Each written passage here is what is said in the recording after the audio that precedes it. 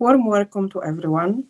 We are happy to see you for the second day of the conference that is dedicated to food and climate change. We will now have again the opportunity to look on the solutions, both short-term and long-term, specifically today on two topics which are focusing around food security and policy and international food trade. And further on, after my opening, you will be able to select the stream that you are most interested in. We had prepared this stream with your input. We have received over 450 submissions during the registration from all of you, where you were explaining what issues of importance in your context are the ones that we should be focusing on. So this is why this program has been evolving together with all of you, and we took into account your input. Before we will move on to exciting program parts today, though, I just would like to do a short recap of what has happened yesterday.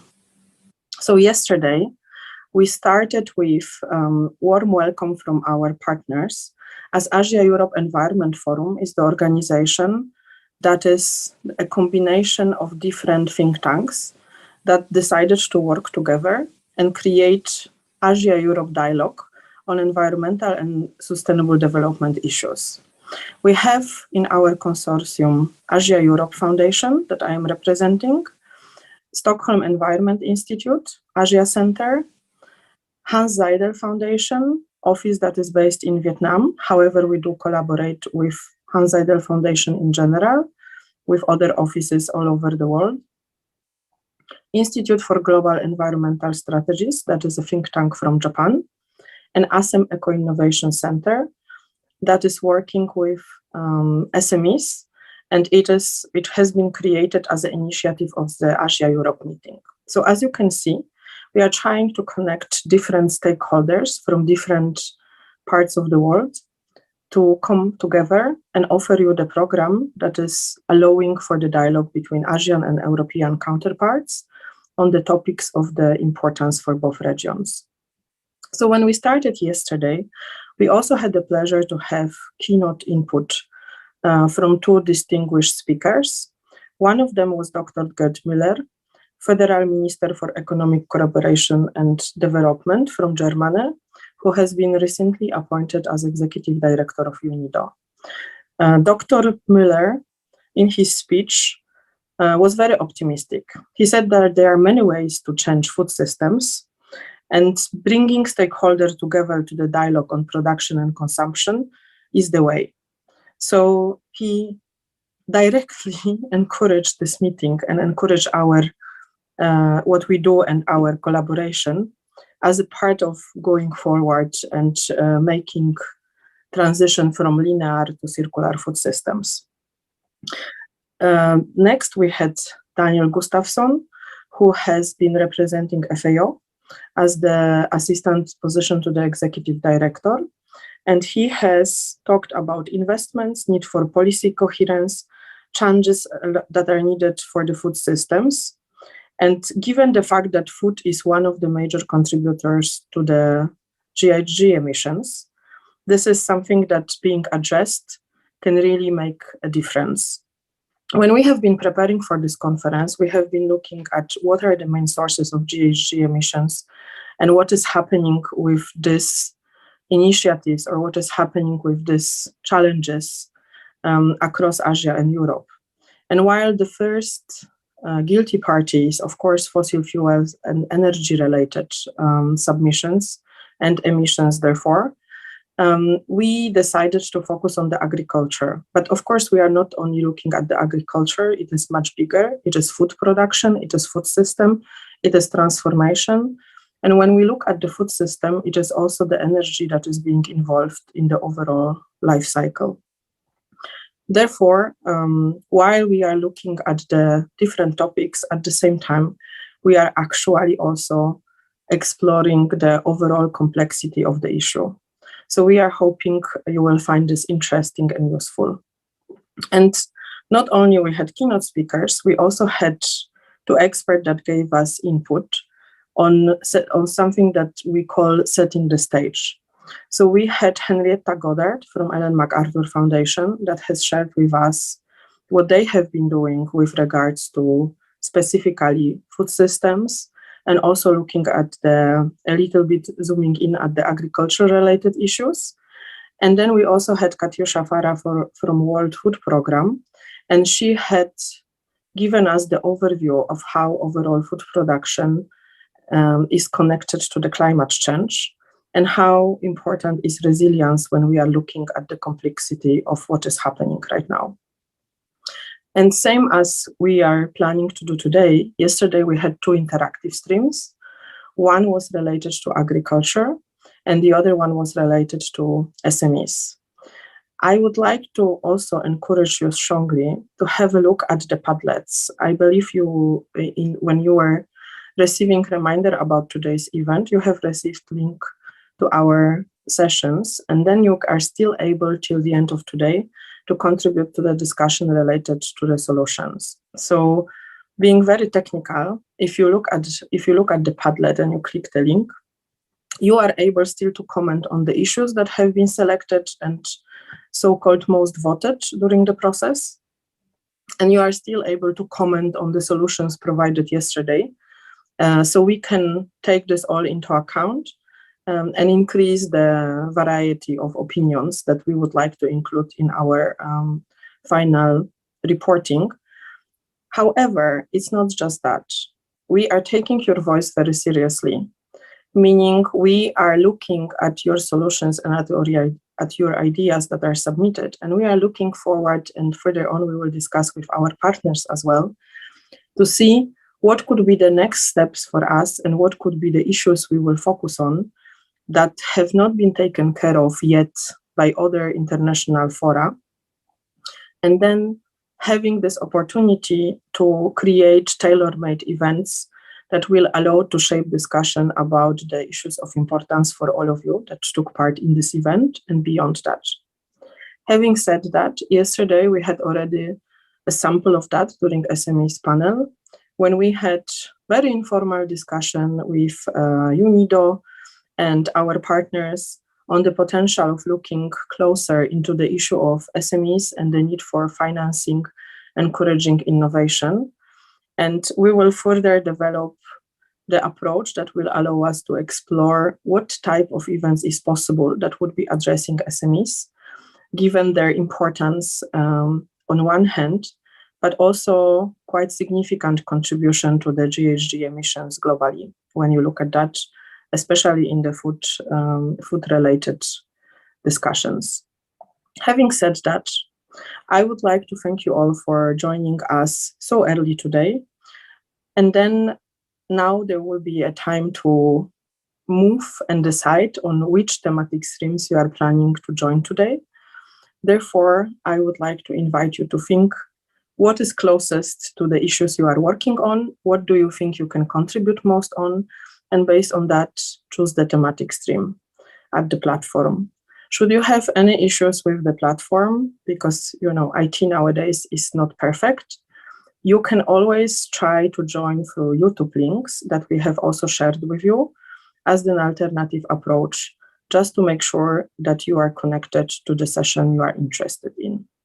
We will conclude today with the summary of what has happened during the whole conference, with the plenary presentation by the rapporteurs and experts commentators that will give some insights from their perspective. What do they think about the solutions and what do they think is important for them?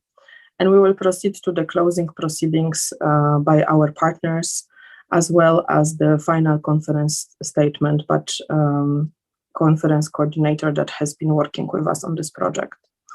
Thank you so much, and I wish you a good time during thematic streams.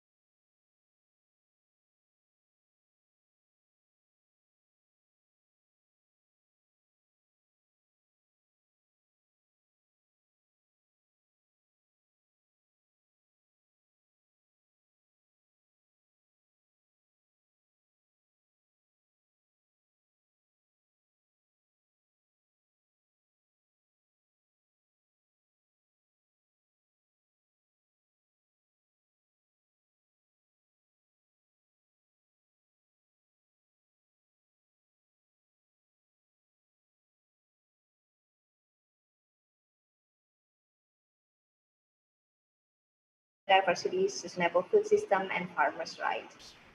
Second, we have Mr. Radtasiri WACHIRAPUNYANONT, experiences on sustainable agriculture, climate finance, startup acceleration, and policy advocacy in Asia. He is currently a regional innovation hub manager for South and Southeast Asia at the Water and Energy for Food program. I might stop a little bit here. Yeah. I hope you can hear me by now. So I'm continue to introduce all the panelists. The third one, we have Ms. Michiko KATAGAMI, Principal Natural Resources and Agriculture Economist from Asia Development Bank. Michiko currently works on climate-smart agriculture, green finance, and digital technology solution for smallholder agriculture. Fourth, we have Mr. Suriyan Vichitlekarn, Executive Director of Mekong Institute. Mr. Suriyan has experience in delivering innovative approaches and sustainable practices, agriculture and rural development, and trade facilitation in Southeast Asia. Mr. Suriyan is also the lead author of the ASEAN Integrated Food Security Framework. Last but not least, we have Ms. Madelaine FODGE, Director of Swedish International Agriculture Network Initiative, or SIANI. It's a multi-sectoral network that played an important role in organizing the Swedish National Food System Dialogue. Ms. Madelaine is a fellow at the Royal Swedish Academy for Agriculture and Forestry and a member of the Swedish FAO Committee.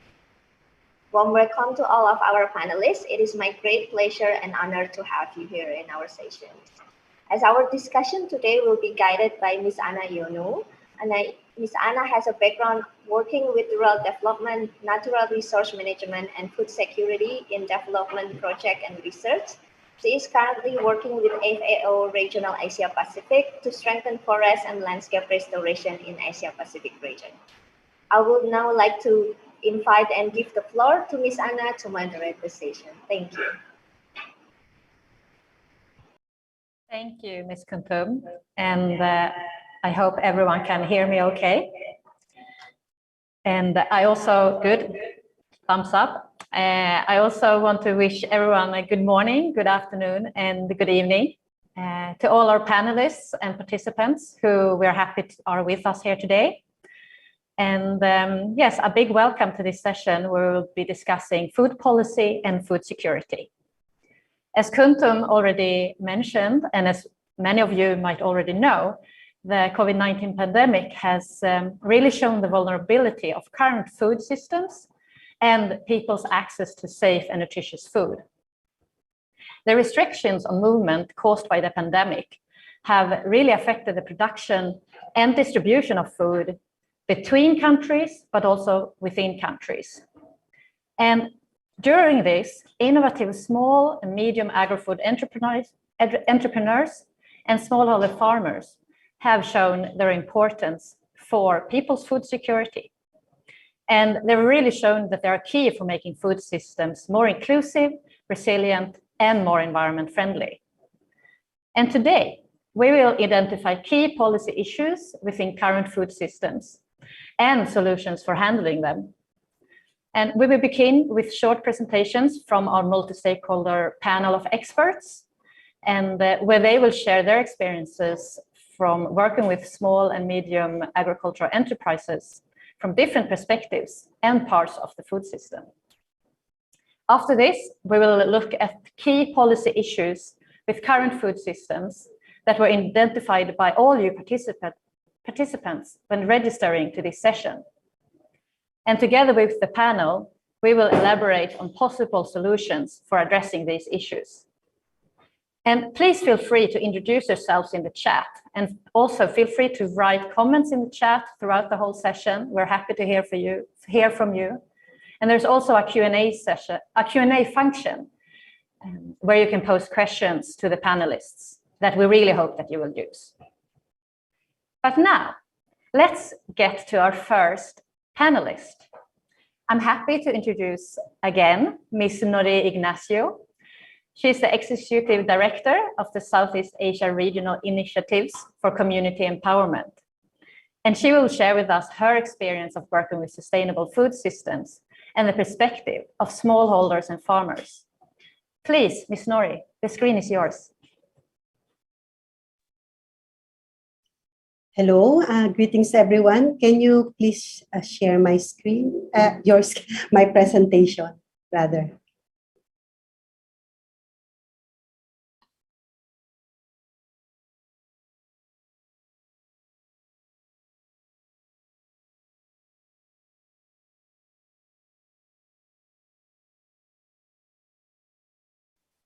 We can see the screen. You can already see it? Yes. Okay. Again, greetings to everyone. Because in the interest of time, I will dive in directly to the presentation. So please, slide 2. Okay. I just want to emphasize here that what food policy is, how important it is in the discussion of food security. It is actually how government actions affect the food we eat. These policies impact who grows our food, how it's grown, processed, transported, and labeled, and how it's priced. Food policy even impacts what type of food is consumed in our country and by whom. And the right kind of food policy is crucial for achieving food security. So in terms of the definition of food security, SEARICE agrees with the CFS definition of food security. We believe that by highlighting physical, social, and economic access, as well as safety and food preferences, we are addressing the issue of fairness and justice in our food systems. Hence, it is imperative that we frame food security within the framework of right to food. Human rights being universal, indivisible, and interrelated provide a way of understanding food as part of a system. Most importantly, human rights create an action-oriented system based on obligations created through law. So recognizing food as part of a system provides a better understanding of how things can go wrong. Food systems analysis was developed to examine how producing, processing, transporting, and consuming food is connected and central to all aspects of life. For the most part, food systems analysis provides a snapshot of how things work and a way to track how most of the world's food systems reproduce inequalities and reinforce economic and political power. Next slide, please. So over the last several decades, we have seen extreme changes in the way food is grown, processed, distributed, consumed, and wasted, resulting in the creation of food systems that increasingly push climate crisis, biodiversity loss, shifts in nutrient cycles, particularly nitrogen and phosphorus, and land use beyond the capacity of our planet. So you mentioned earlier that COVID is a major threat to food security. We all know that the state of food security and nutrition, even before the outbreak of COVID-19, was already alarming. So like climate crisis and other severe challenges that smallholder food producers face, our broken food systems are results of destructive practices and policy choices that worsen imbalances of power. The imbalances are largely due to the way food systems are viewed. The prevailing feed the world or productivist concept focuses mainly on the quantity of food and calories produced, while efforts to minimize the social health or ecological costs are considered. They're seen as less important than the goal of increasing food production to feed the world. This narrative totally obscures the full and true picture of the current broken food systems. The industrial food systems has failed and continues to actively damage the environment and livelihoods. It marginalizes small-scale food producers and landless workers, contributing to more inequality in rural areas and the failure to address the root causes of poverty. But world trade dictates most agricultural policies in many developing countries. So looking at the graph here, you can see the huge discrepancy between imports and exports in least developed countries. Instead of ensuring adequate food supply or promoting development of domestic markets and rural areas, governments and local elites are more inclined towards generating foreign investments and revenues from agricultural exports. Thus, many countries choose to supplying the global north with cheap raw materials for animal feed, fiber, biofuel, and luxury food industries in the north, despite devastating ecological and social costs. As net importers of food, our countries are dependent on world market prices over which we have no influence. And as net buyers, we are extremely vulnerable during very critical times, such as global economic crisis and the pandemic that we are experiencing today. Poor countries and rural areas are the biggest losers of global trade and its continuous liberalization. Next slide, please. So only recently have researchers started to recognize people's ability to change the system to improve their individual and social well-being. That understanding of agency captures the dynamism of food systems and the complexity of how food is made, shared, and eaten. Agency is also central to a human rights-based approach, since human rights start with the power that people already have. This includes people's rights to organize themselves in order to fully participate in the making of their own food systems. In turn, states are obliged to respect, protect, and fulfill everyone's rights. The picture in this slide shows how SEARICE builds its work on food security using the right to food framework. Farmers are active participants in efforts to sustain their food systems, starting from what they know, respecting and valuing traditional knowledge, and building on what they have, which is key to sustainability. From seed development to field experimentation to dialogues with policymakers and crafting policies, farmers are at the core and making key decisions. Next slide, please. Yes. Ms. Nori, can I ask you to wrap up? You only Yes. have a few seconds left. Thank you. Okay, so we need to, I will not go through this anymore. I'll just say that to sustain the efforts, capacities of smallholder food producers and indigenous communities, especially women and the youth, should be enhanced. Social protection for food producers and consumers is a must to enable them to continue producing safe and nutritious food for humankind. So we need to bring back the integrity of scientific research as a public good. The intellectual property regime has eroded the values of scientific researches in a way that most agricultural researches now are done to serve the interests of big corporations instead of serving the need of small food producers. So last slide, please. The world has been dominated by corporations and food systems that use wealth to generate more wealth instead of using life to generate more life. This is from the mouth of our special rapporteur on the right to food, Michael Fakri. The concentration of power through corporations on a global scale is symptomatic of an underlying political economic system that is defined by inequality. The world's richest 1% emit more carbon than the poorest 50% do. So we need to reform, we need reforms that guarantee growth is entwined with food policies to ensure that nobody is left behind. Ms. Nori, yes, I'm sorry, but I'll have to cut you off there. But look forward to hearing more from you in the discussion later on.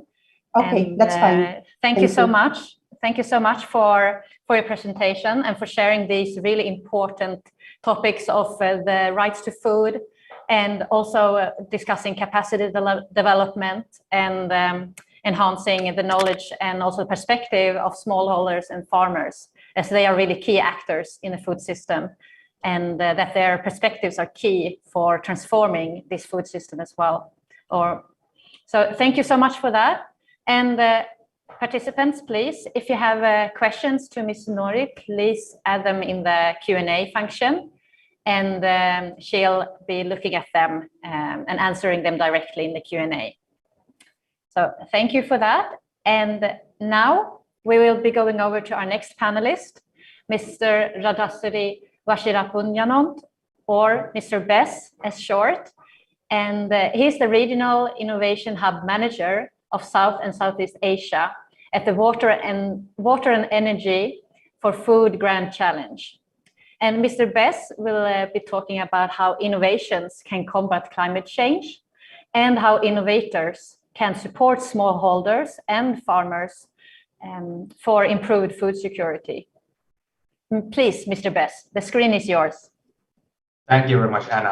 And definitely, as Anna mentioned, that the COVID pandemic impacts a lot of farmers, and at the same time, a lot of innovators were severely impacted as well. For example, there were a lot of lockdown, a lot of transportation of food were put on pause. However, as Ms. Normita mentioned, that food security was already at risk even before the pandemic because of climate change. And so we are not talking about producing enough food, but how can we also produce it sustainably as well? And that's why, and that's where the role of water, energy, food nexus comes in. With that said, the innovator or entrepreneurs will still play an important role to support the smallholder farmers and ensure sustainable and sufficient food production moving forward. And there are two areas that the innovations and innovator or entrepreneurs can play. The first one is technology development, and the second one is access to market. So with more impact from climate change, we can see lately from storm to drought to sea level rise, there will be a lot of impacts in this sector and in this region particularly. So traditional farming might not work as it used to be 50, 100 years ago. So as a result, technology from this innovator and innovation will therefore play a critical role to promote and to ensure not only climate mitigation, but also climate adaptation of all the farmers, because they'll be hit the hardest, and thus, well, they'll need to still produce food for all of us. And for example, one innovator in WACHIRAP cohort, Adaptive System Biotechnology, or AST, is now working on symbiotic fungi that live naturally inside the plants already, but by adding this fungi into the plants, into the seed, it will make the plant and the seed more resilient to the change to climate. It will be more resilient to the salty water, to the heat, to the drought, and therefore it reduces the amount required of water of all the seed and plants. So you can now plant the seed and grow things in the area where water is limited. So something like this will help farmers to adapt to the climate impact and at the same time ensure sustainable and sufficient food production for all of us. Let's give a little touch to circular economy. So something along the line, something like charcoal can be a very good game changer as well. Something as simple as that. For example, we have one innovator, green charcoal in our cohort operating in Cambodia. They simply turn the agricultural waste into sustainable charcoal. So in Cambodia and in many countries, there are a lot of agricultural waste. In this case, it's coconut shell.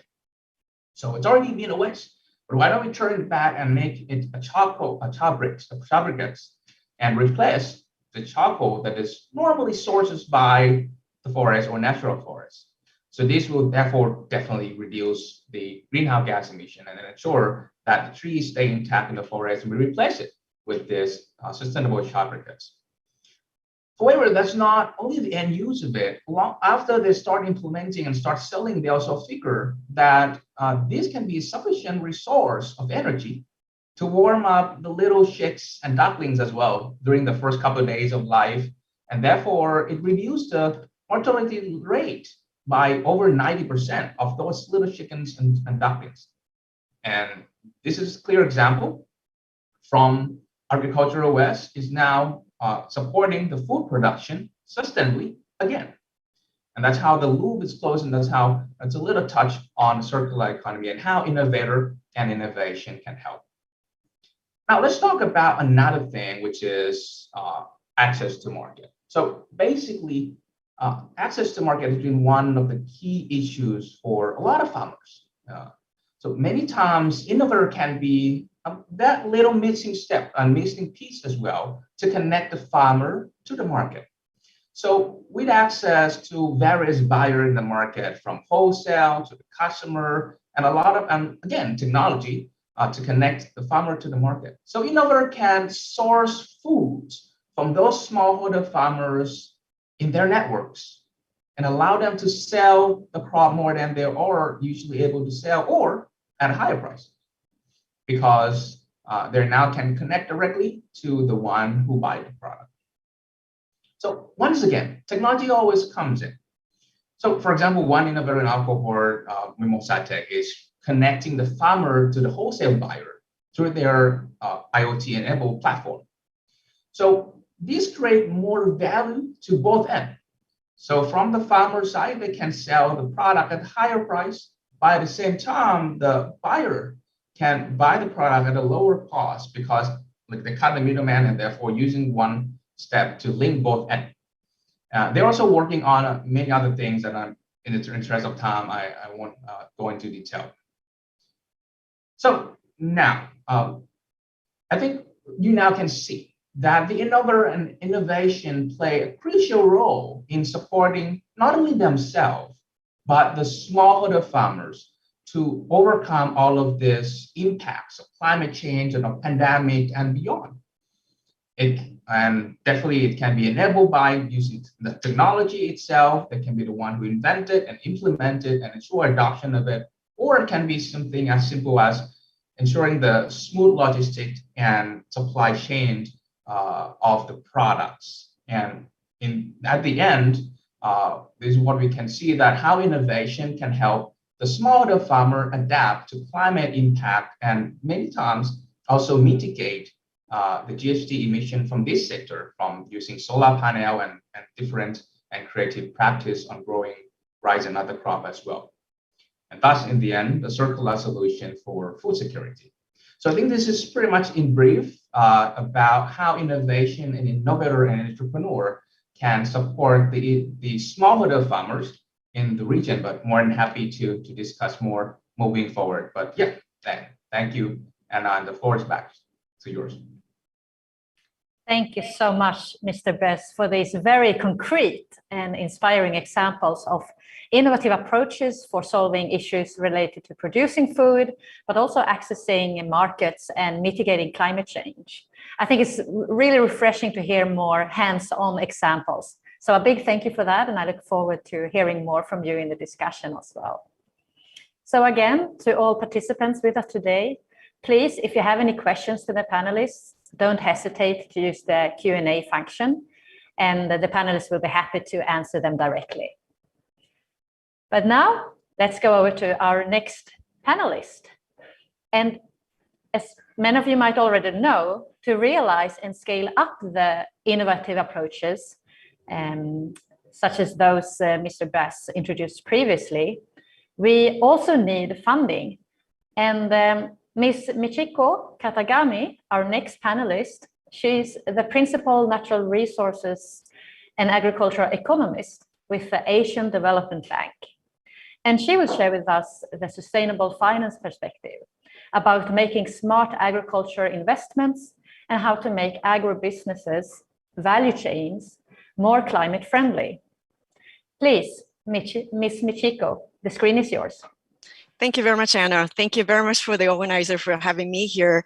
This is a very, very important topic for the Asian Development Bank, and I'm representing today that the network of group of people within ADB, the investment in the upscaling climate smart agriculture, and also the linking the large number of millions of smallholder farmers into the formal food system. Let me begin with a brief introduction of what ADB does, because I don't think ADB is very well known in terms of what it does in this area. On average, Asian Development Bank invests about $2 billion a year in smallholder agriculture, because we see this agribusiness and also the food system that integrates smallholder agriculture is a driver for the income enhancement and also the livelihood development in the rural areas. And that's the optimal goal of the institution. And also over time, without integrating into smallholder agriculture into the formal food system, we won't be able to meet the demand growth in the years to come with keeping the natural resources intact. Sustainable use of it is not going to be ensured. So we wanted to intervene in the area for the inclusive value chain development, but also the sustainability standard set up in the industry. Can you move the slide to the next, please? So in doing so, what are the two challenges that we're facing? One of them is, of course, somebody say climate change is really biting at any agriculture forms. It wasn't like this. Climate change maybe 10 years ago was discussed about as the one of many sustainability agenda, but now every single investment that we make in agriculture and natural resource management, we look at the climate risk and also the adaptation list of these opportunities and investigate it and properly addressed. Plus, we seek out for the mitigation opportunity in agriculture. As we all know, there's a lot of emitters factors in our smallholder agriculture in Asia. So what we would like to do is in the quest for this each year 2 billion that we use, we'd like to make it close to 100% the climate investment, both adaptation mitigation. And so resilience building against climate change, it's just a norm for all of us. And plus, because of COVID-19, like everybody was saying, that it's not just about production system, the foods distribution supply system was disrupted, and heavily that the majority of this, the smallholder, the farmers in the region was affected. So the meaning of the resilience changed a lot to us too. Climate change mitigation, but also pandemic sort of a response preparedness. That's something that was what we defined as a resilience in the food system. And another challenge that we like to highlight here, although it might not be the focus of discussion here, would you like to move the slide to the next, please, is about this cost structure of the food in the system. When you talk about this energy dense food in this region, it's not that much of this a concern in a statistics, but when you look at the cost of the healthy food, healthy diet, nutritious variety, is it's just so high that the 1.9 billion people in the region cannot afford to eat the healthy set of diets. It's not the availability is available there, it's just that they can't afford to it. So food system as it is now has to be changed if we want to address the malnutrition, persistent malnutrition issues in the region. Can we move to the next slide, please?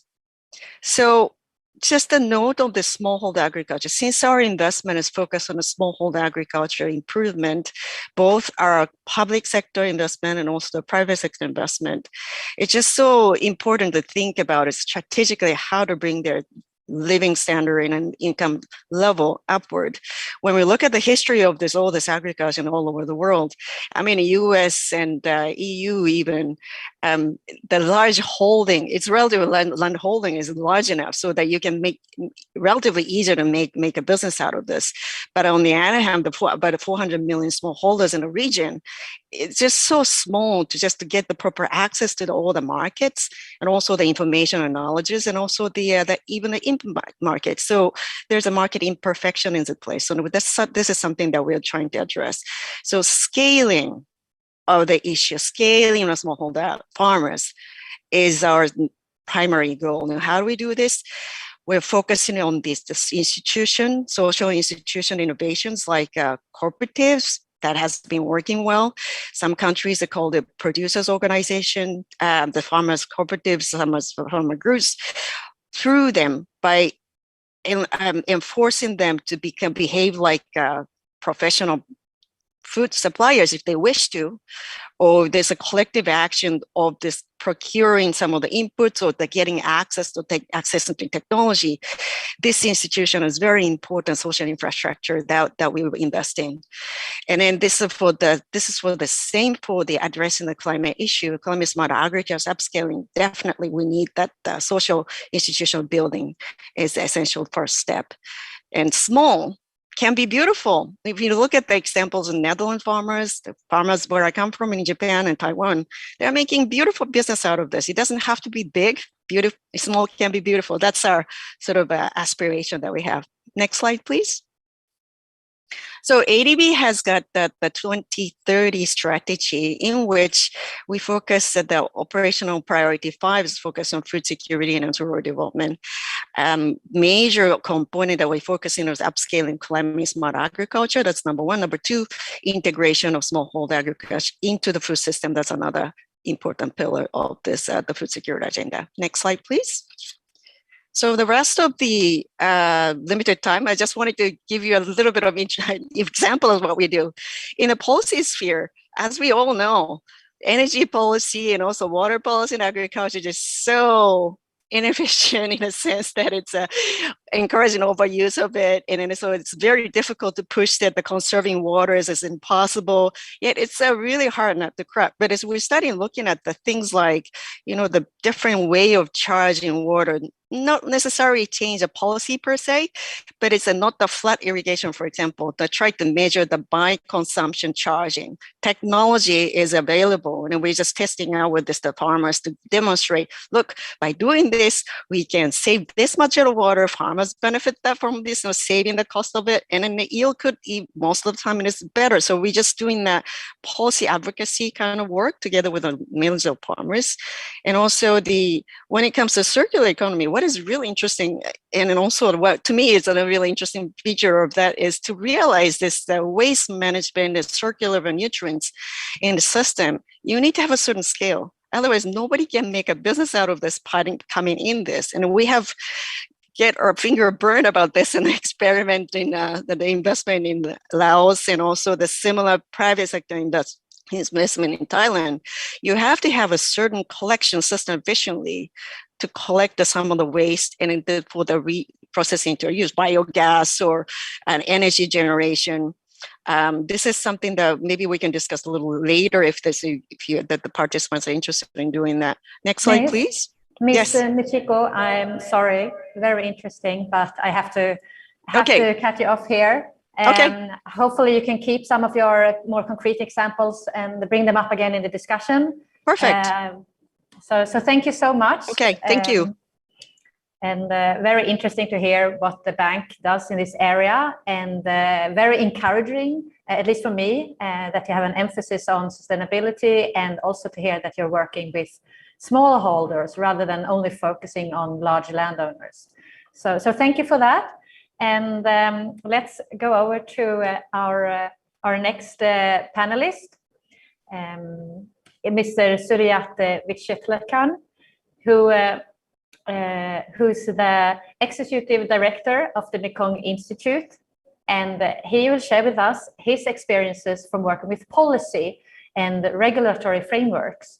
Because in addition to innovation and finance and perspectives of smallholders and farmers, we also need these policies and regulatory frameworks that can really enable for more inclusive and green food systems. So please, Mr. Suriyan, the screen is yours. Thank you, Anna. Good day to all of you, panelists and audience. A brief background: Mekong Institute is an intergovernmental organization established by 5 Mekong countries and China with the purpose of promoting capacity development to support regional cooperation and integration. What we are now discussing is to find ways to really achieve what we call how we can maintain functionality and resiliency of food systems. These are the major goals that we all trying to find ways to achieve this. I have 2 quick introductory points and 6 areas for policy transformation in a medium and longer term to share. One is that if you look into the FAO food state of food insecurity report, I must say that there's been quite a good progress made, although a lot of rooms to be improved and also more challenges to be addressed. Perhaps what I would like to emphasize is that there are 3 broad areas relating to food policy and food security that I think we haven't done enough, and we certainly would need to look into it closely. One is about malnutrition issues. Second is about developing viable business model for the inclusive and sustainable agricultural production and value chain. I would like to emphasize here, I refer to viable business model that can create scale, Last but not the least is about the challenges posed to the policymaker that they are not able to really capture the evolving situation derived from demographic change in terms of globalization, urbanization, and extreme climate events and extreme shocks. All of this really create some sort of complexity that the policy cannot really catch up with the emerging challenges that we all face. Because of this, I would like to share 6 quick areas where we need policy transformation. One is on the shift from production-based policy or sectoral policy to food system policy. As I said earlier, we all would like to achieve what we call functionality and resiliency of food systems. This still need to be better understood and really look into how such policy need to be transformed. Second area, in terms of nutrition, we haven't done enough in terms of addressing what we call triple benefit of nutrition sensitive agriculture. When I say this, I basically refer to agriculture systems that support a better soil management, where you take care of the soil, then soil will be healthy and provide the basis to support the plant health. Once plant health become improved, then it withstand the disease and pests and so on and so forth, and they become nutritious. Once the farmers, normally they are smallholder farmers in rural community, consume the products from the nutrition sensitive agriculture, they will be able to access to nutritious food. This is what I call triple benefit of nutrition sensitive agriculture. I also would like to emphasize that we need to work more on supporting farmer group organization as a production unit. This is oftentimes not really done enough and therefore undermining the importance of social processes, because we deal with a large number of smallholder farmers and they need to be organized so as to meet all the demand for the sustainable standard and also adopting the innovation and technology. I would like to echo Kunbes about importance of innovation and technology, but the important underlying message is about business model and adoption, because these 2 things will ensure that technology available will be able to access and implemented by smallholder farmers. Making inclusive, sustainable agriculture production system and value chain is very important, and we need support from the whole stakeholder in value chain, including consumer. The issues such as food loss, food waste would need to be reduced, and this should not be left only to the farmers and value chain actor. Consumer need to play part of it. Last but not the least is the actual implementation structure and mechanism. This is where regulatory systems form part of it. Under this, it is still very unclear on how the food system policy would look like in terms of implementation arrangement at local, national, and sub-regional level.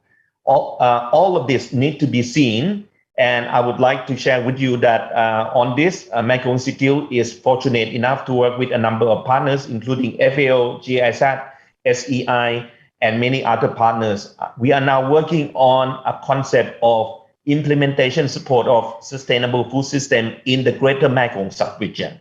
We hope to be able to not to add projects, but to look into a system that can foster implementation structure and capacity so as to translate food system policy into implementation on the ground. Over to you, Anna. Thank you. Thank you so much, Mr. Suriyan, for your presentation and for sharing your experiences from a policy perspective. I specifically appreciate your emphasis on supporting small-scale farmers to go together as a production unit, and also that you emphasize that consumers also has a role if we're going to make value chains and food systems more sustainable, and that it's not only about what's done by the producers or on the production end of the value chain. So a big thank you for that, and look forward to hearing more in the discussion. And again, to all participants, please feel free to write questions in the Q&A function, and the panelists will respond them directly in the Q&A. So a big thank you. And also, Mr. Suriyan mentioned that we need to go together different actors and from different angles of the food system. So we have smallholder and farmers, innovators, finance and policy, and also consumers need to go together. So this really brings us to our next and final panelist, Ms. Madelaine FODGE. She's the director of the Swedish International Agriculture Network Initiative.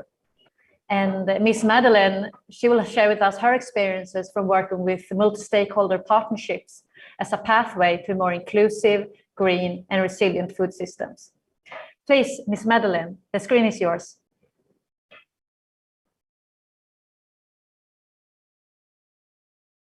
We cannot hear you. Okay. Yes. So, good afternoon to all of you, and good morning to all of you from Europe who are also looking and watching this webinar. It's a great honor for me to be able to present for you a work that I have been leading for many years now on how to bring different actors together to change policy agendas and to pressure politicians to work towards more sustainable and equitable food systems and food policies. And I have had the pleasure to lead the Swedish International Agriculture Network Initiative, which initiated already from a policy decision 2003, when the Swedish Parliament decided to launch the Swedish Policy for Global Development. And all policy areas have to align to that policy. It was a unison decision in the Swedish Parliament, and it's still in vigor, even though we have seen the development of the Sustainable Development Goals 2015, but this is the basis for all sectors working towards one goal and align with the Swedish international development policies. So I work with a network where private sector, farmers, organizations, civil society, academia, international organization works towards food security, nutrition, and sustainable agriculture.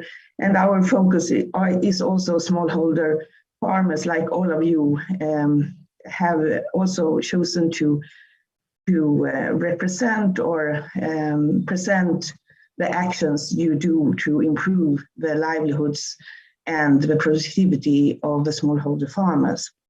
So this work has been running for many years, and we have created an enabling environment, respect and trust between each other. We do not absolutely not agree, but we do respect and we listen to each other. Many of our activities have the format of Chatham House rules, because Swedish food policies is quite, what shall I say, polarized in Sweden, and it was even more so when this network initiated. We have managed to change policy agenda and practices within the Swedish development policies. And we work at organizational levels, and we can also see institutional changes, and we can see individual changes. And that's maybe most important, where we see that our members enhance their knowledge, they create new networks and new opportunities. So this will lead us to 2020, when the network choose to focus and mobilize all the network's members. We are now around 4,000 all around the globe, to prepare for the Food System Summit. So during 2020, we organized the academia to bring up knowledge and evidence. We worked with the private sector, we worked with the civil society to see what knowledge are there out there, what do we know about Food System Summit. And by the end of the year, the Swedish government recognized this effort to bring forward evidence and invited us then to organize 4 out of the 7 national Swedish food system dialogues. So the network was able to not only to organize and invite participants and make sure that we had the broad participation, but we were also influenced the discussions around certain topics. And we, as you know, the Food System Summit actually was organized in action tracks, and we chose to focus on equity inclusion, both nature positive food production, and how conflict is related also to resilient food systems. As you know, a lot of our food insecurity is actually related not only to climate change, but also by conflicts. These were the areas where we mobilized participants, and we organized online dialogues because of the pandemic. And I think with Swedish partners and their partners in their networks and our networks member, more than 800 participants participated in these dialogues. So did we influence policy? Yes, we did. We also influenced the dialogues in Sweden. We mobilized our partners to influence and initiate dialogues in Tanzania and other Eastern African countries. We also had some influence in Asia, rather small but independent dialogue. And our efforts was also recognized by the UN. And for the first time at any UN meeting, our Prime Minister actually initiated his speech with the words, "the right to food," how crucial it is. I think that was the very first time in history, actually, in Sweden. And so what did actually Sweden, we recognize in these dialogues? Well, as you all know, what we do in Sweden can have big effects around the globe. That has already been mentioned by previous speakers, not least by how we act in the European Union. Sweden plays also a global role for sustainable food system through our international aid. And I think many of you might have are familiar with that kind of aid system that Sweden provides. For the policy arenas, we need to work together so we can ensure that food systems are improved in Sweden, but also around the world. We work towards a shared vision and improved coordination. The public sector plays a very important role, not least when we talk about nutrition, and here referring to school meals, where you can actually foster nutritious food and nutritious diets from a very early age through the communities, and you can also enhance procurement from smallholder farmers. The youth perspective was raised and is now included in the Swedish pathway, so it will be ensured that youth participate and contribute to future actions in the food system. Research and innovation, Sweden is one of the top innovation countries in the world, but we can be better even so. We need Thank you, also Madeleine. Okay. I'm sorry, but I'll have to cut you off now. But again, look forward to learning more from you in the discussion that's coming up soon.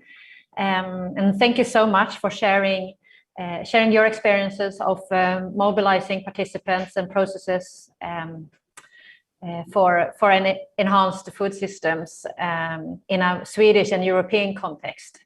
So a big thank you for that.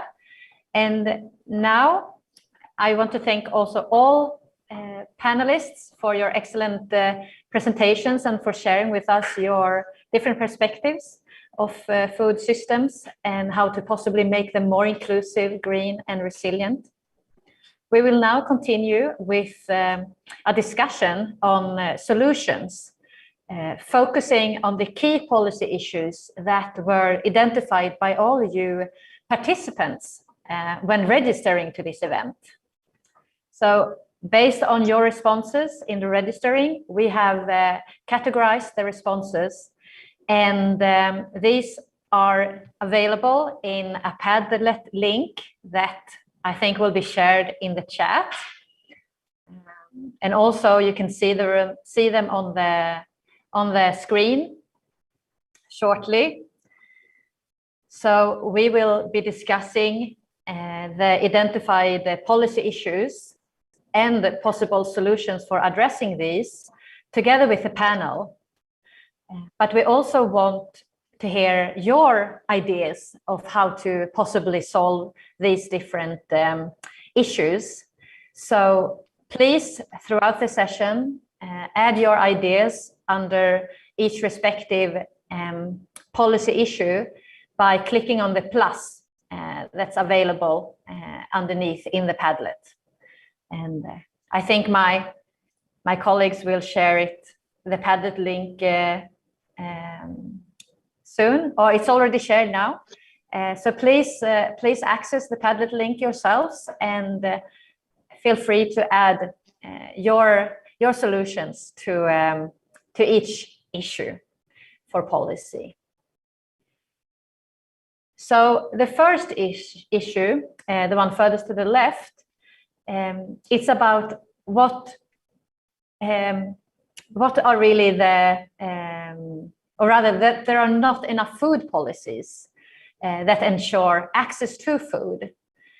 So whilst you add your suggestions on how to solve this in the Padlet by clicking on the plus, I would like to ask our panelist, Mr. Suriyan, if you could elaborate on this policy issue and how it could possibly be solved.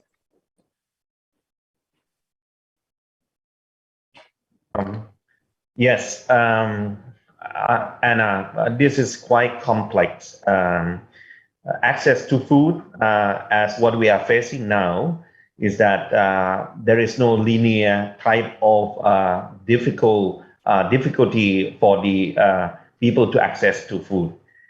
There are pockets of problems in terms of access to food in rural community, also in urban area now. So that's why I think what best is that as far as rural community is concerned, I think best way, I already referred to what we call a triple benefit of nutrition sensitive agriculture. To me, these are the provide multiple benefit, and this is the best way to really scale the implementation so that people in the rural community access to not only to food, but nutritious food. It will be more complex in terms of in urban cities.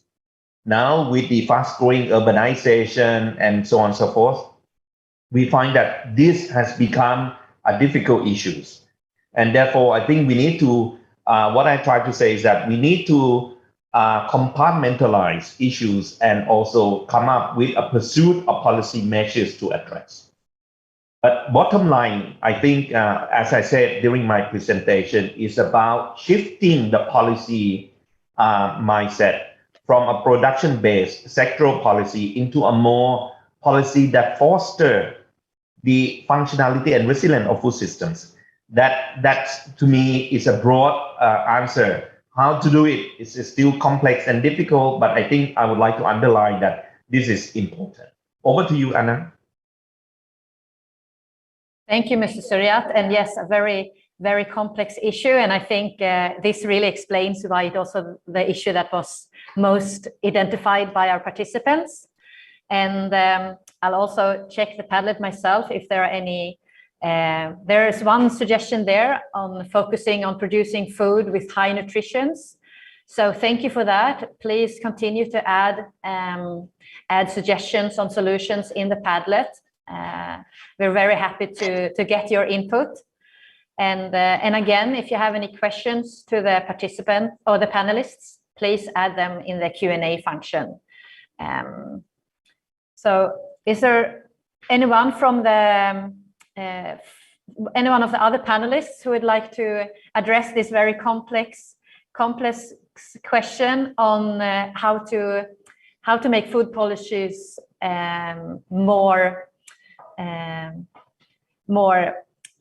well, how to make sure the food policies ensure access to food?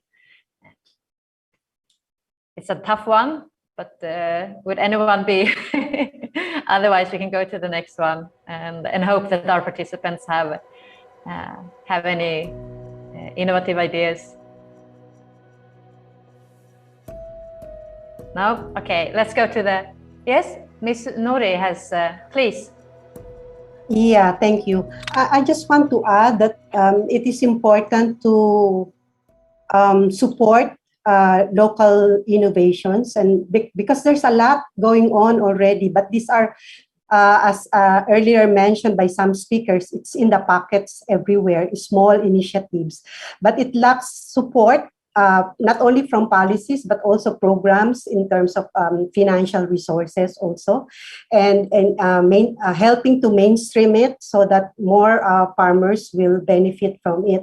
There's a lot of good practices that promote nutritious food, the use of neglected and underutilized species, for instance, for food production, and improving also the safety of the food that people take. So, but it needs some policy support and also programmatic and financial support.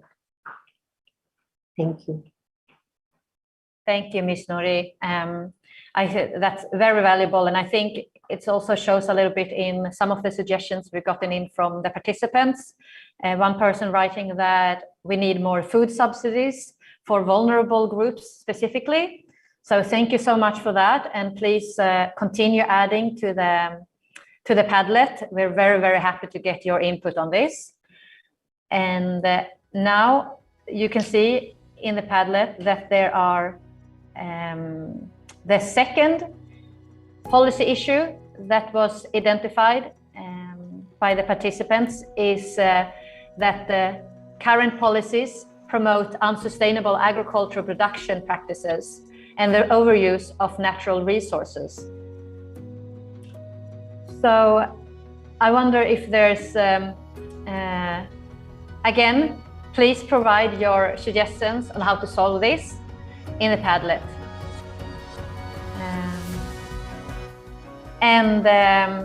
Meanwhile, I would like to hear again from Ms. Nori if you have any suggestions for how to manage this.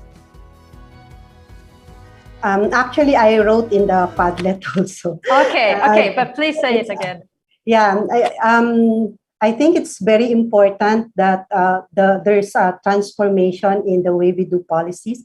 Like, for instance, with SEARICE, we do participatory policy crafting. Like when we do local ordinances, we do it with the participation of farmers, and it helps a lot in really bringing in the policy making process the needs of the farmers, and also the ownership for the policy, so that it's very easy to implement because they are the ones and they are involved in the development of the policies. It's important that we also not look at the response or the solution to food insecurity by increasing food productivity, because there are a lot of data that would show you that there's so much food production that is more than enough the increase in population, for instance, the population growth.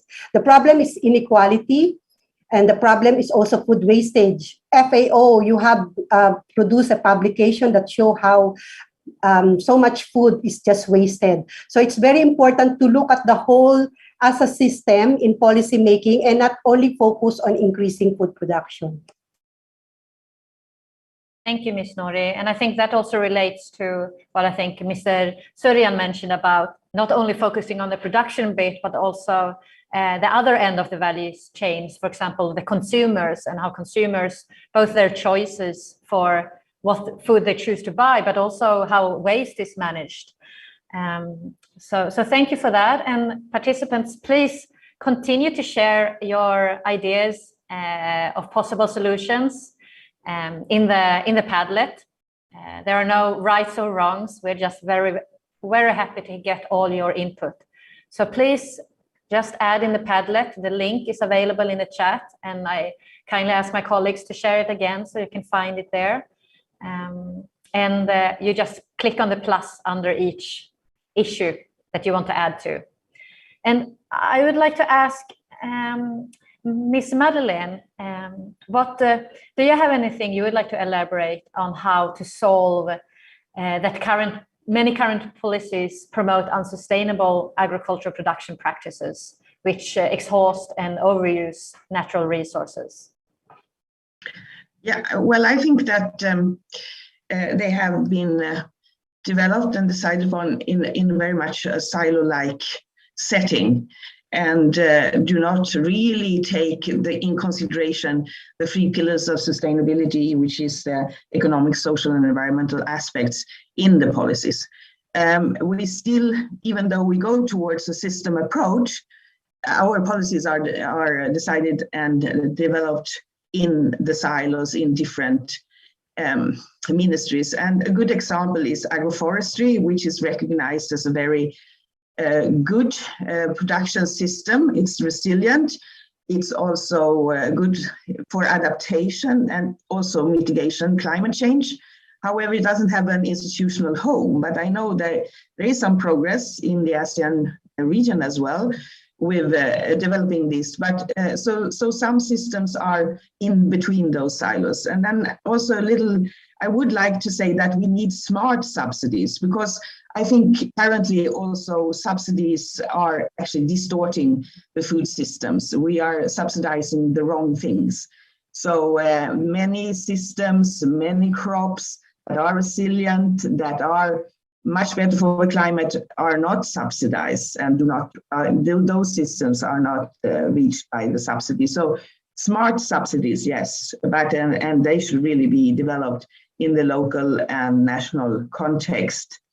Yeah, I think also, as has been said, that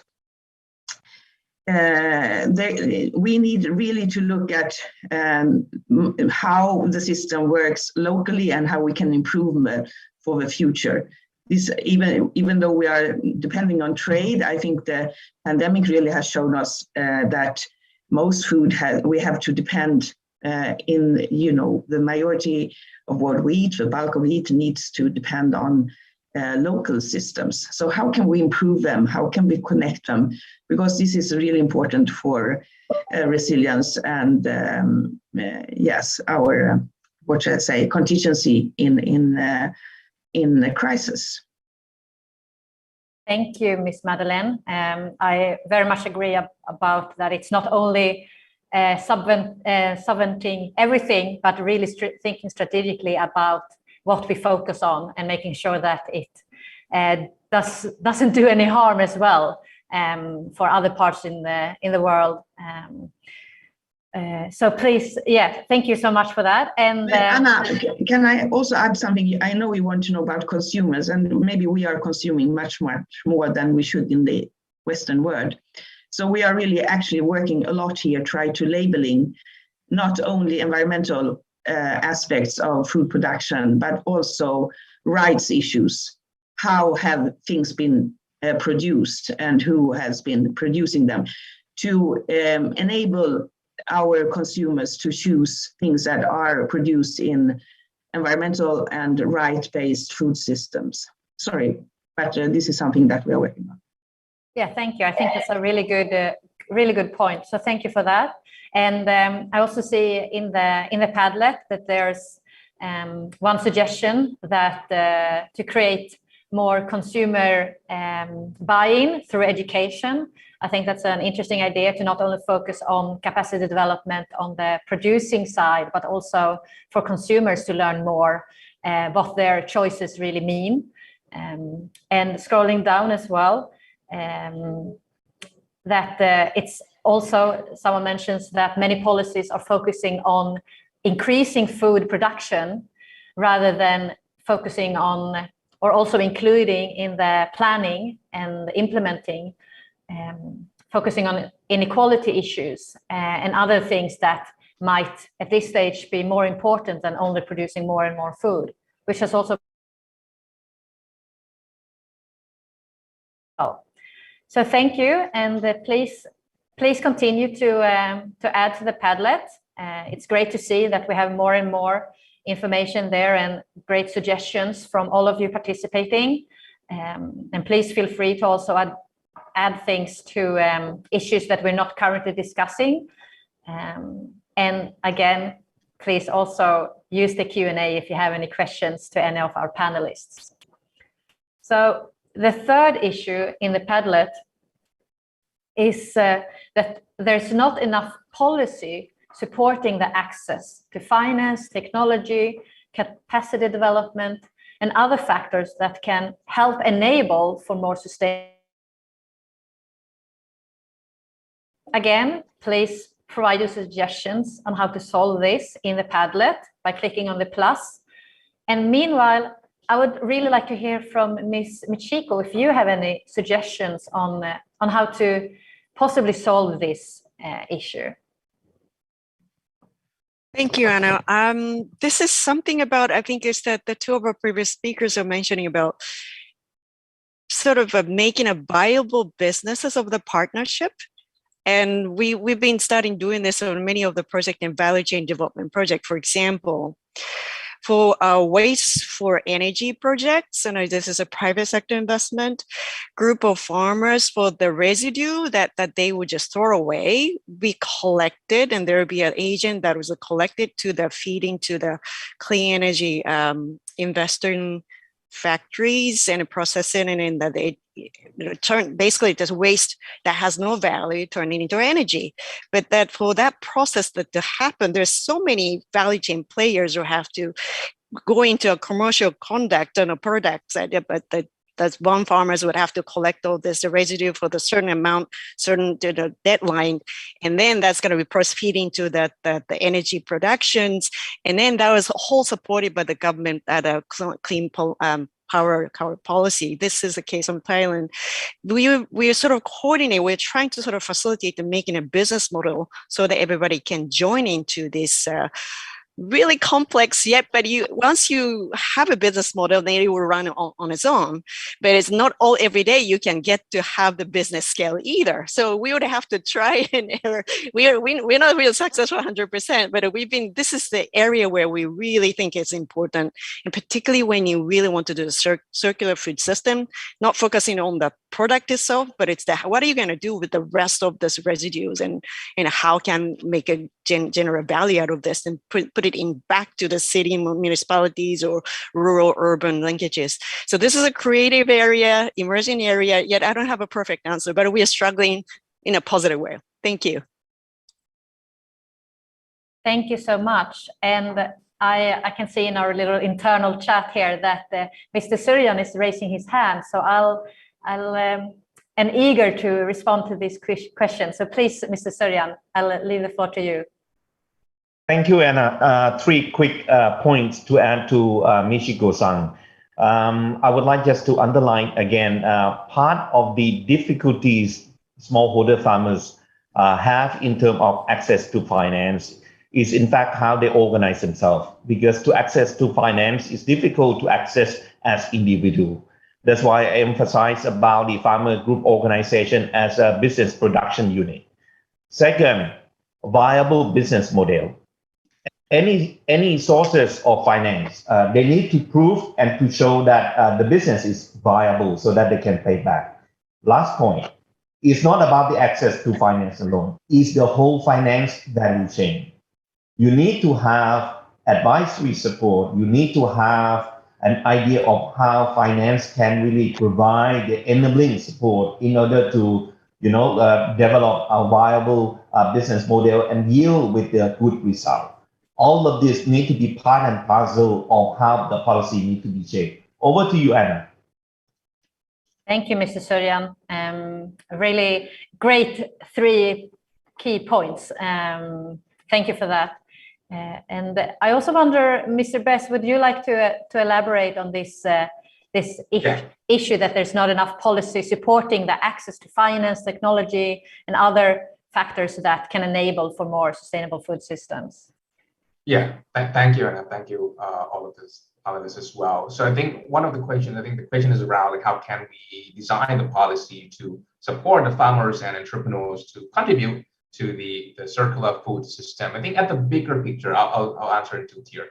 At the bigger picture, I think the policymaker need to understand first that there are a lot of players in this sector, in agricultural and food production. So there are a lot of players in different contexts and different constraints.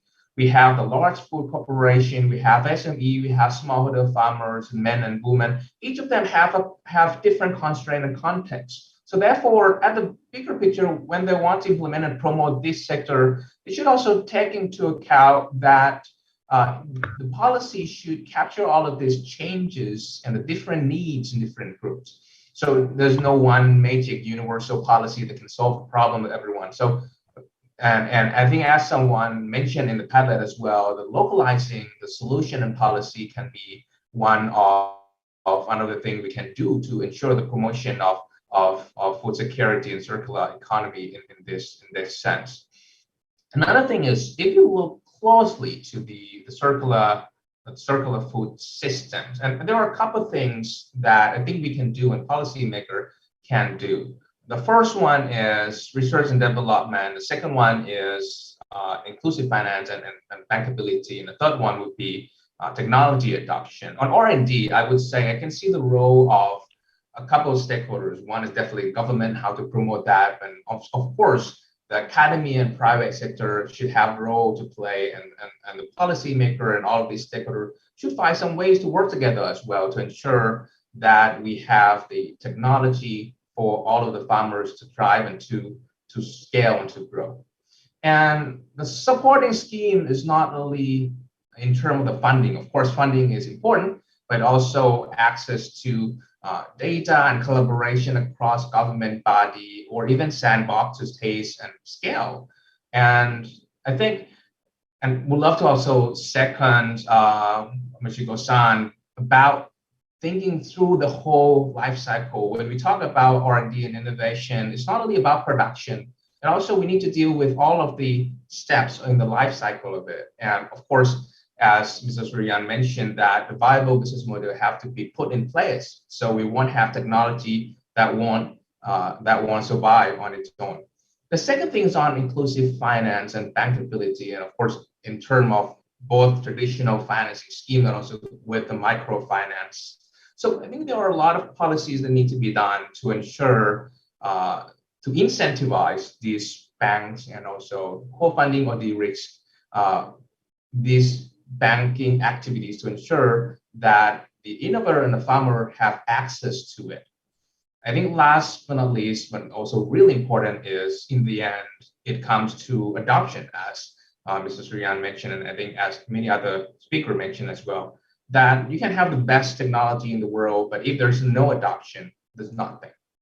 So have the right technology and have the good strategy and policy to ensure adoption. That can be one of the important things that we can do to ensure and grow this circular economy ecosystem. And one of the way that a government can do, of course, they can work on end user financing, as one of the person mentioned in the Padlet as well. And of course, they can also work with the academy and private sector on capacity building and support. So this will ensure that we have the right technology and a smooth transition to ensure the adoption in the end. Thank you, Mr. Bess. Very good. And there was also actually a question in the Q&A about how we can help small-scale farmers with low income and perhaps not always a very long education to apply technology and innovation in their farms. And is this something that you have experience of, or have any more concrete tips on how they can be supported? So I think one of the key steps is, and should happen even before you introduce this innovation and this technology to the farmer. For example, when we work with the innovator, when they want to develop some new technology or new part of their application or anything in their service to the farmer, one thing we always emphasize is to make sure that they do more research on the UX UI. They have to ensure that it's easy enough. They have to taste it with the end user, in this case, both men and women, smallholder farmer, and take the feedback and incorporate that into it. There's no one universal rule that you can just say, do this and that will success. In the end, it needs to be localized, and it depends on who are the target user of yours. One key step is just to take the feedback of all the farmers and end user that you plan to work with and incorporate that into the service that you provide. Of course, training and capacity building to the farmers and end user will help, but having the ready to use and easy to use application or services or product at the beginning will significantly help the adoption at the end. Thank you. Thank you, Mr. Bess. Very, very helpful. And we also, so that was a question actually from the Q&A. So thank you for that, you out of the participants who shared it. We also have a question for, I think, for Mr. Suriyan, and it's about what we can do to develop a collective action to make food policies and regulatory framework more coherent in the region. Mr. Suriyan, do you have any ideas on that? Yes, thank you, Anna. By answering this question, I could have been a minister of a ministry. Well, what I think we need to look at is that maintaining functionality and resiliency of food systems is no longer should be seen as sectoral policy. If really we want this coherent, we want coordination, we certainly would need to understand that food systems is a multi-agency, multi-stakeholder topic. And therefore, the government would need to embrace this as part of how the policy formulation and implementation would need to be designed. That to start with.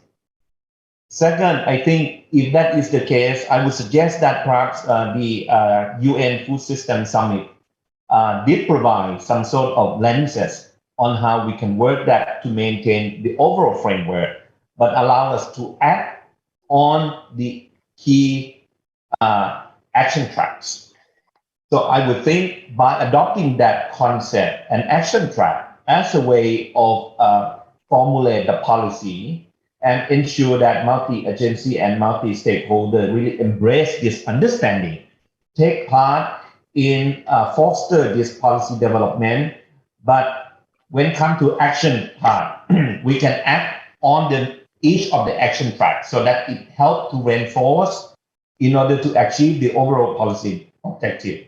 It still requires a lot of awareness raising. It still requires a lot of capacity development to foster such transformational change, but this is the way to go, I believe. Anna, over to you. Thank you, Mr. Suriyan. And let's see if you become, I'd say, president of the world, if you can manage to answer those complex questions. But thank you for trying. And I think you did a very good job also.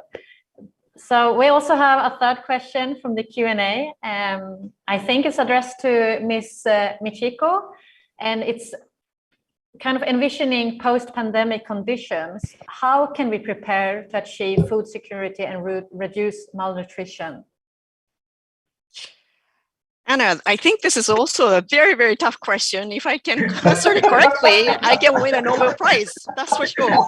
But let me try a little bit. But this is what everybody's talking about in the terms of terminological green recovery, right? Recovery from the COVID. What has changed a little bit because the perception of this food flow before COVID pandemic, we always trusted in, that the free trade so that the efficiency gain of food system is maximized, and you trust the neighbor so that you can focus on what you're good at. But with the pandemic, there's many of our developing member countries that experience this, that all of a sudden flow of stock of the food, particularly for the import dependent countries, it's just not there. And it was this really, really weird urgency created in the spots of all this local economy. So what they have started number one is that out of their own initiative, they started growing their own food in the middle of Pacific. People who used to eat most of the starch, a little bit of fish, and canned food started producing, relearning how to produce their own food. They used to know that they lost the skills, but they're just starting doing that. And they recognize as it's a food expenditure saving that I'm doing every day because the food prices goes up in the local food. This is not international. It's all about the local food pricing increase. So the spots of the places, local production, regenerate, initiated, and we're riding on the wave and say, look, think about nutrition composition of what we can produce. And also within the short period of time, we could produce better nutrition things, and we can support you, or like more water efficiency, or let's avoid the sort of the storm season, avoid that, and short varieties, that kind of nutrition smart kind thinking, which was not there, is coming into play. And also another thing is there's a food assistance or the social safety net that comes into play in a big term, particularly for the short term. We used to think about all this, that the food access is in terms of starch, because that was just sort of like a political commodity. Grains is a major sort of people's concern. But the argument coming into the sphere also is about how do we make all this precious protein, low-cost protein, and also the micronutrients made available. So this the conditional cash transfer, or some of the different mechanism to make sure that not just for us for the starch, but also that some kind of moving away from the grain-centric policy to a little bit more nutrition-sensitive policy. That's happening in the safety net sphere as well. So bits and pieces of interesting is happening. We're supporting that. After all, we're the people who pick up the budding sort of like, the good innovative solution, and then we come in and finance the upscale. So we're really all ears for the good policy suggestion, the models that are coming in. Thank you. Thank you, Ms. Michiko. And perhaps the second president here in the room of the world. Thank you so much for that.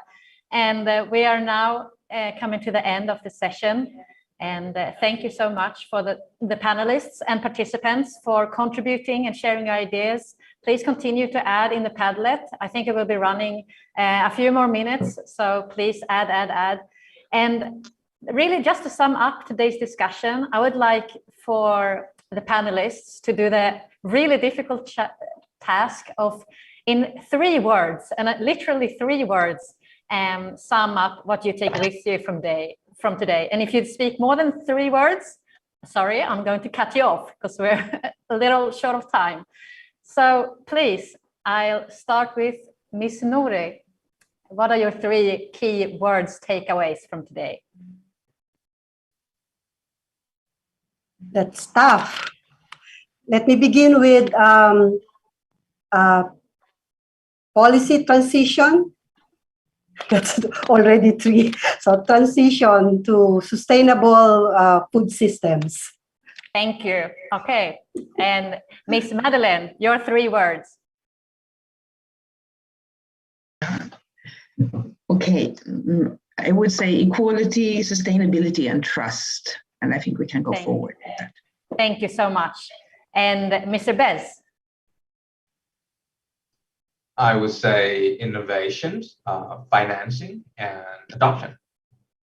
Thank you. Not so surprised about the innovation one there, actually. Yeah. Thank you so much. Mr. Suriyan? Well, I cannot do that in 3 words. Let me try. One is food system policy. Second is coordination, not on the agency and government or countryside, but also development partners. We need to coordinate.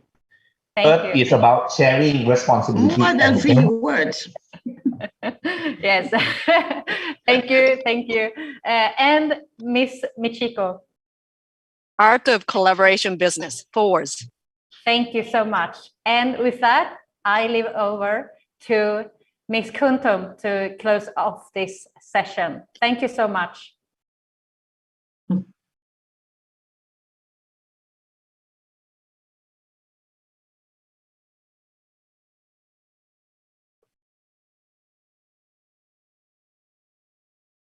Thank you very much. It's been a very wonderful session.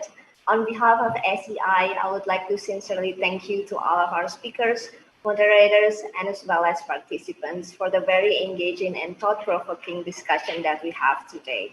We heard some very consistent themes in our discussion today, and I would like to try share some of the key points that I've heard. There are many of them, but I just want to share a few of them. I also want to inform that we will have a policy brief based on our discussion today.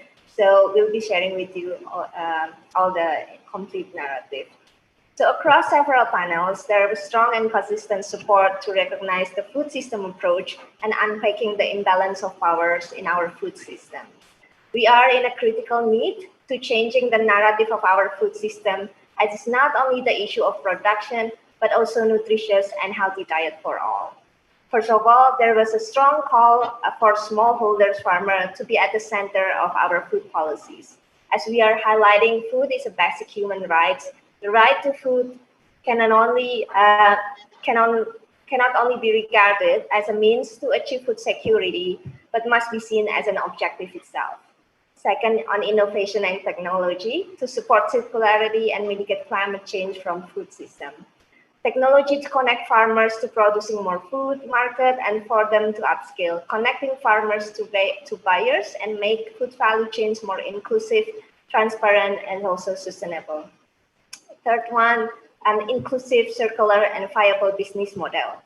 Food system approach means that all of the sectors need to work together, whether it's water, energy, and also economy. The fourth one, transform and change food policy agenda into action. And these need actors and processes, all that encompasses in food system, because all of the activities that we have are bound to climate change. And we do need to revisit and redesign our action to this. Panelists already pointed that even before the pandemic, we already left behind on the SDGs achievement. But then we are off track also on achieving SDG goal, especially SDG 2 and SDG 13 on zero hunger and climate action. However, this gives us an opportunity to build back, to adapt to a low carbon food system as our new normal.